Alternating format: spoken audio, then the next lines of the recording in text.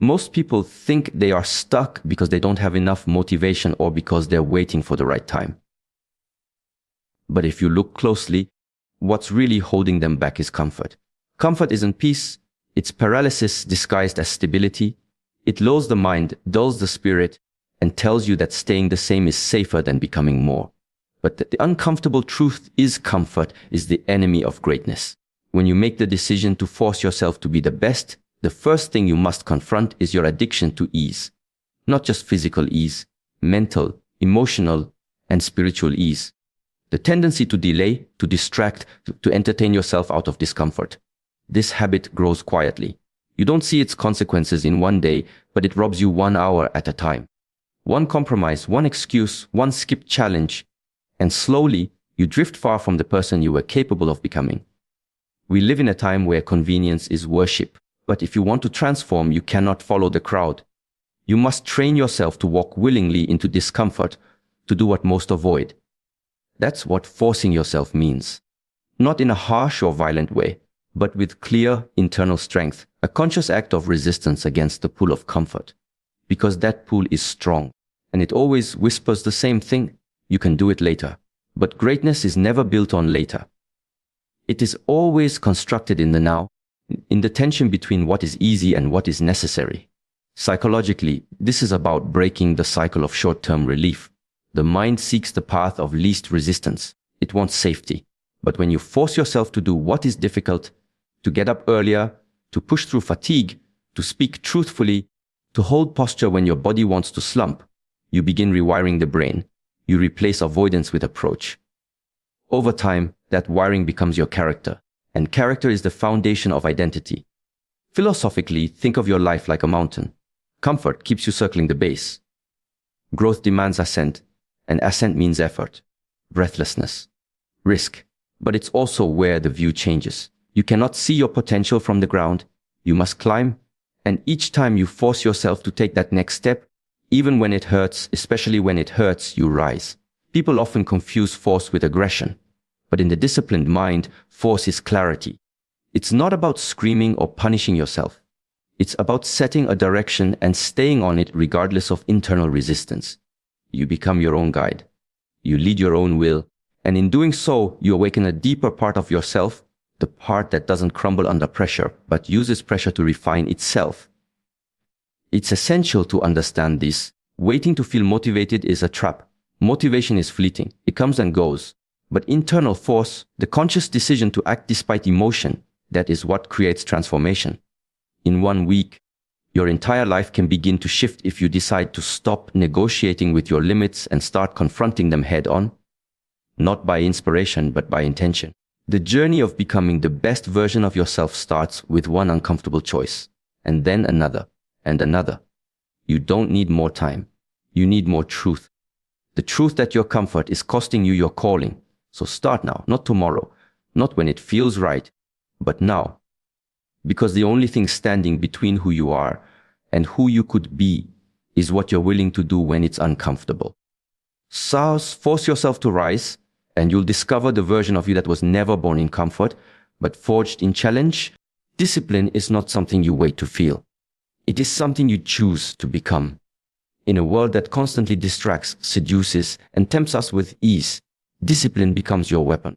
It is the silent power that allows you to go beyond emotion and act from clarity. Because the truth is, motivation may start you, but only discipline will finish the work. When you force yourself to be the best, you begin to understand that excellence is not a mood. It is not a temporary state that visits you on good days. It is a consistent way of being, anchored in deliberate action. And this consistency, this force of will, is born from discipline. It begins the moment you stop negotiating with your feelings. You don't ask if you feel like training, studying, practicing, reflecting. You do it because it must be done. That is freedom. Paradoxically, discipline is the path to freedom because it liberates you from the chaos of indecision and weakness. The disciplined mind learns to delay gratification. And this delay, this refusal to indulge every impulse, is a profound act of maturity. The undisciplined person is a prisoner of the present moment, always chasing what feels good now. But the disciplined person is a sculptor. They see the long arc. They chip away one deliberate strike at a time toward a vision they may not yet see fully, but believe in with full heart. That belief is internal force. And when you move with that, others may not understand, but your life begins to take on a weight, a direction, a presence. When you train this way, every small act becomes sacred. Waking up early is no longer just about time management. It is a vote for the person you are becoming. Eating clean, training your body, guarding your energy, watching your words. These are all forms of alignment. Discipline is not rigid. It is not a cage. It is the foundation of flow. Because once the mind is trained to act without resistance, momentum builds. And once momentum builds, you are no longer dragging yourself forward. You are pulled by purpose. The great masters in martial arts and in life always say, the body follows the mind and the mind follows structure. If your day has no structure, your mind will have no discipline. And if your mind has no discipline, your life will have no shape. So the question becomes, what structure are you building? What habits are you practicing? Not when it's easy, but when no one's watching. That is who you are. Not your goals, not your intentions, but your actions in silence. That is the temple of discipline. Discipline, when rooted in deep purpose, becomes joy. Not in the sense of excitement, but in the sense of meaning. It feels good to live in alignment. It feels strong to resist temptation. Before there is a silent confidence that grows when you know you can trust yourself. When you no longer break the promises you make to yourself. And that self-trust, once it's earned, is unshakable. So ask yourself each morning, am I acting from feeling or from principle? Am I moved by the wind or grounded in will? Because the person who is grounded, truly grounded, cannot be swayed. They do not wait for the perfect mood. They create it through action. Discipline is not a punishment. It is a declaration that you refuse to be average, that you refuse to be led by weakness, that you are ready, not to try, but to become. Self-belief is not something you stumble upon. It is something you build layer by layer through confrontation with doubt and repeated acts of courage. You don't wake up one day filled with unshakable confidence. You earn it by facing yourself, especially when the voice inside whispers, you're not ready. Or worse, you're not enough. True growth begins the moment you stop listening to that voice and start speaking over it. Not with arrogance, but with clarity. The clarity that comes from effort, from trying, failing, and rising again. Most people believe they must first feel confident to act boldly. But it's the other way around. Confidence is the result of action, not the cause. Every time you do something difficult, something that stretches you, you send a message to your subconscious, I can handle this. And with each repetition, your self-image reshapes itself. You begin to look in the mirror and see not who you were, but who you are becoming. That shift is profound. Think of a warrior. He does not wait to believe he is strong before stepping into the arena. He trains, he bleeds, he falls, and each moment etches belief into his bones. You are no different. If you want to believe in yourself, stop searching for external validation. Stop waiting for someone to crown you worthy. You must crown yourself. Through effort, through discipline, through the daily decision to keep going. The mind will resist this. It will try to negotiate with your potential. It will say, not today, not you, not yet. That is the ego speaking, trying to protect you from failure, from judgment, from discomfort. But if you listen to that voice, you will live a small life and you were not made for smallness. You were not born to shrink yourself to fit someone else's expectations. You were born to expand, to explore the full reach of what you're capable of, mentally, physically, spiritually. But here's the true thing, that expansion will cost you. It will demand discomfort. It will require solitude. It will push you into zones of uncertainty. And yet, the paradox is this: those very moments, the uncomfortable ones, are what build your strength. Each time you face them, you grow. And with growth comes belief, not just in outcomes, but in your ability to endure, to adapt, to rise. Belief doesn't mean you never feel fear. It means you no longer bow to it. It means you can feel nervous and still speak, feel doubt and still act, feel lost and still walk. That is power. Not the absence of challenge, but the presence of will. And that will, once awakened, becomes unstoppable. Start with small promises to yourself. Keep them. Then raise the bar. Keep showing up when it's easier to quit. Speak kindly to yourself when the inner critic wants to tear you down. Visualize who you want to become, not as a fantasy, but as a blueprint. Then live that blueprint. One decision at a time. There is nothing more powerful than a human being who knows they can rely on themselves. Not because they've always succeeded, but because they've always returned, always tried again, always learned. So when you ask, how do I start believing in myself? The answer is simple but not easy. You work, you do, you keep going, and as you do, belief will rise not as an illusion, but as the unshakable truth of who you are becoming. Growth is never accidental. It is the deliberate product of consistency, discipline, and clarity of purpose. Most people underestimate how powerful consistency can be, because the results are not always immediate. In a world trained to worship instant gratification, the slow path, the one paved with quiet repetition, often looks dull. But what appears mundane on the surface is where transformation truly begins, not in bursts of intensity, but in the unshakable rhythm of daily effort. Let's take something simple. Waking up early to meditate, to breathe, to train your body or focus your thoughts. The first day, it feels new. The second may be still motivated. But by the fourth or fifth day, resistance creeps in. Your mind whispers, just this once, skip it. It doesn't matter. But this is the moment where your future is being shaped. Not in the obvious choices, but in the hidden ones. When no one is watching and your only witness is yourself, consistency is not about perfection. It's about returning. Every day, you return to your path, even if you feel tired, even if you feel uninspired. Why? Because what you're training is not just a skill. You are training identity. You are reminding yourself, with each repeated act, of who you are and who you intend to become. And identity, when formed consciously, becomes the foundation of an unshakable life. Think about a bamboo tree. For years after it's planted, nothing seems to happen. You water it, nourish it, protect it from the elements. And yet it shows no sign of growth. But beneath the surface, it's building a root system strong enough to support massive upward growth. And then suddenly, in just a few weeks, it shoots up feet into the air. That's what consistency feels like. For a long time, it looks like nothing is working. But it is. Internally, silently, profoundly. Something is taking shape. Most people quit before that moment arrives. They stop 3 feet from gold because they confuse lack of visible progress with lack of growth. But if you stay consistent, you build momentum. Momentum is when effort begins to compound. When the task that used to drain you now strengthens you. When the discipline that felt heavy becomes light. And when the identity that once felt aspirational now feels natural. But even deeper than discipline or momentum is this truth. Consistency generates trust. Not just from others before but within yourself. When you do what you said you do, when you show up repeatedly, you begin to trust your own word. That internal trust is rare in this world. It's easy to make promises to others. It's far harder to keep the ones you make to yourself. But when you do, you stop needing external motivation. You become your own source of fuel. That is the essence of inner power. So ask yourself, what are you doing daily that aligns with who you say you want to become? Where are you showing up? And where are you negotiating with your potential?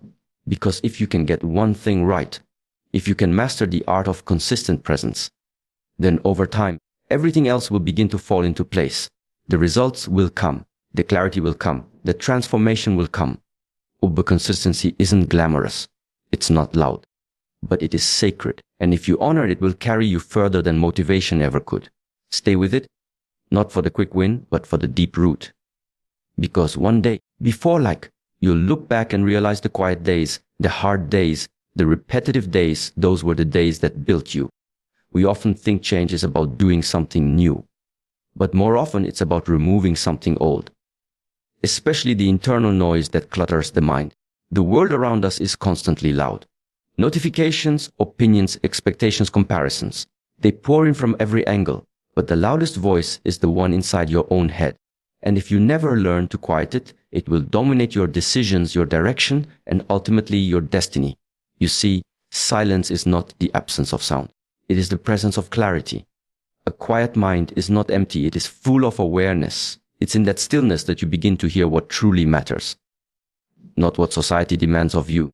Not what your fears try to convince you of, but what your inner truth is actually whispering. And most of the time, that truth is not complicated. It's simple. But simplicity requires space, and that space can only be created through intentional inner quiet. Training your mind involves not just discipline, but discernment. Not every thought deserves your attention. Not every emotion needs a reaction, but we've grown accustomed to reacting to everything. Every urge, every doubt, every discomfort. This constant reaction weakens the mind like a muscle that's overstimulated but never trained to hold. You don't master your mind by giving it everything it asks for. You master it by teaching it what to let go of. Think of the mind like a lake. When the surface is agitated, you can't see through it. It reflects nothing. It distorts everything. But when it's still, it reflects the sky, the mountains, the truth. The same is true for you. If your inner world is constantly disturbed, you will misinterpret reality. And more importantly, you will misinterpret yourself. You will make decisions not from clarity, but from chaos. And those decisions will take you further from your path. Learning to silence the mind doesn't mean suppressing your thoughts. It means observing them without attachment. When you become the observer rather than the reactor, a new space opens up inside you. In that space, you find your true power. You realize that not every thought is true and not every feeling is final. You gain choice. And in that choice lies freedom. This is why practices like meditation or breathwork are so transformative. They are not just rituals of calm. They are training grounds for awareness. Every breath you take in silence is a vote for clarity. Every time you sit and simply witness your thoughts is a declaration. I am not a slave to my mind. And with repetition, that awareness becomes your default. You stop being pulled in every direction and you start standing firmly in your own center. It's not that the world becomes quieter. It's that you do. And in doing so, you begin to move differently. You speak less but mean more. You act less out of impulse and more out of intention. People notice before like. But more importantly, you notice. You feel grounded, not because everything outside is calm, but because you've created calm within. So if you want to train your mind like your life depends on it, because it does, start with this practice stillness, not once a week, daily, even if it's just for a few minutes. Let silence become your teacher. Let stillness sharpen your vision, and let that clarity guide your steps. Ubu, because in the stillness, you will remember what the noise made you forget it before that you are not your thoughts, you are the awareness behind them. And when you return to that space, nothing can shake you, not even the chaos of the world. If there's one principle that separates the disciplined mind from the distracted one, it is this: the ability to delay gratification. In a world that worships speed, fast results, instant replies, overnight success, choosing to wait, to endure, and to persist may seem outdated. But in reality, it's the foundation of mastery. You don't train your mind by giving it rewards at every turn. You train it by teaching it that true satisfaction is earned, not given. We live in an era of quick fixes. Tap a button and food arrives. Swipe a screen and you're entertained. But the mind doesn't grow in comfort. It grows in resistance. And resistance is exactly what most people avoid. They confuse pleasure with peace, comfort with growth, and ease with, but let legends you this: when has anything truly worthwhile ever come without struggle? Every time you choose the harder path, not out of ego, but out of intention, you signal to your mind, we are stronger than this impulse. And the more often you do this, the quieter your cravings become. The more often you delay what's easy in favor of what's meaningful, the clearer your purpose becomes. What you're doing is rewiring your internal reward system. You're teaching yourself that long-term alignment is far more satisfying than short-term excitement. This is especially relevant when you're on the path of training mind like your life depends on it. Because it does. The quality of your life depends on the quality of your decisions, and your decisions are dictated by your ability to regulate your mind. And a mind that's always seeking pleasure will never choose what's necessary over what's comfortable. But growth demands necessity. It demands that you prioritize what is essential, even if it is painful, over what is entertaining, even if it is pleasant. The great masters of any art, whether martial, philosophical, or spiritual, did not become so by chasing ease. They became masters by consistently choosing the challenge. They became the architects of their own discipline. When temptation knocked, they didn't slam the door. They simply didn't answer. That kind of control is not born overnight. It is the result of 1,000 small choices to say no to the immediate so they could say yes to the ultimate. There's also something deeply spiritual about this level of restraint. It's not just self-control. It's self-respect. It's telling yourself, I am not here to live at the level of my urges. I am here to live at the level of my purpose. And that shift alone, if practiced consistently, transforms you into someone who is unshakable. You are no longer seduced by distraction. You are no longer pulled by the shallow pleasures of the moment. You have rooted yourself in something deeper. And this brings us to the real essence of training the mind. Building the inner structure to stand firm when everything around you is designed to make you fold.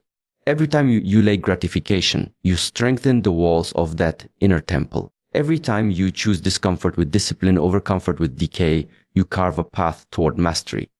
Quietly, invisibly, but undeniably. Eventually, something extraordinary happens. You no longer need the thing you once craved. You no longer chase what once controlled you. Because your mind has changed. And with it, your entire life. So the next time you're tempted to choose the easy way out, pause. Breathe. And remember, every moment is a test. And every test passed makes you a little more unshakable. Discipline is not punishment. It is power. And when you learn to delay what is easy for what is essential, you don't just train your mind.